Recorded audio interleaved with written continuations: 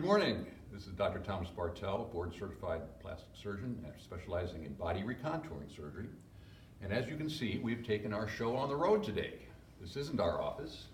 We're in the studios of WKOW TV. Thought it'd be a nice change up.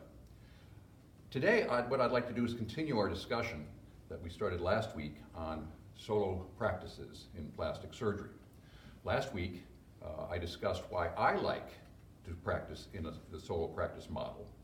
But today, what I'd like to do is discuss why it's important for patients to have a solo practitioner working for them. The first is the scheduling situation, scheduling both surgeries and appointments. I am in charge of my own scheduling, so I make sure that we don't double book patients or have too many patients at one time so that our waiting room would be always filled. I organize this so that patients don't have to wait. In fact, I have stacks of the most recent magazines in my waiting room, and I've got complaints from patients that they only get to glance at them every now and then because they get ushered into a consult room so quickly. I've been in doctors' waiting rooms, I'm sure a lot of you have, and if you were to ask two people on this side of you and two people on that side of you what your appointment time is, you would all get the same answer. That's not the way I work. So, it just flows better and the patients are a lot happier. All right. The second point is what happens in the operating room. I'm the one holding the knife.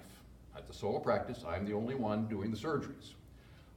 If you go to group practices, and I've been involved in a group practice many, many years ago, the senior surgeon, the one who the patient actually went to see, if it's a big case, he's doing one side, and he would have me, the junior guy, doing the other. And that's fine. That was great for me because I was learning how to do the surgeries, and this is, in fact, also the model that's being practiced in university settings, such as transformations. Their primary focus is to train residents. That's what they do. So you just never know who's holding the knife over there. At my practice, I'm the one holding the knife. I'm the only one holding the knife. Third, after surgery.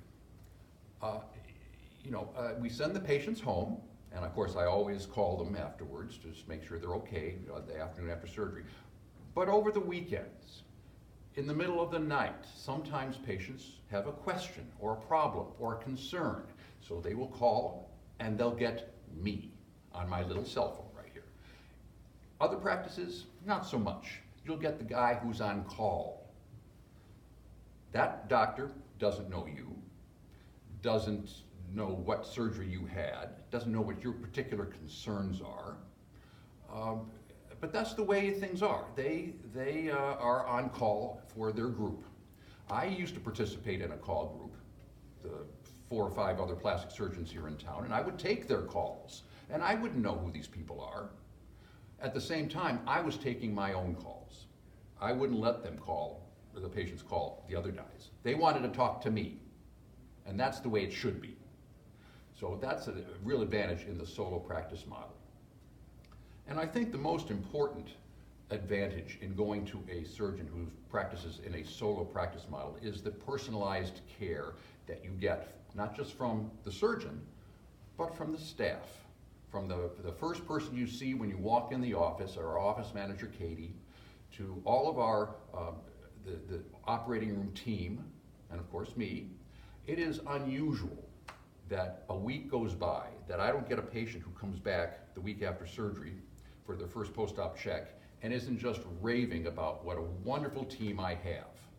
And I always have to temper them to say, look, I know they're very nice people. I know they're caring, they take good, they answer your questions, but make no mistake, the reason they're there is because they're very, very good at what they do. That's the reason they're there. And again, because I'm a private solo practitioner, I get to determine who I work with. And I'm only going to work with the best. I'm not going to put up with any mediocrity.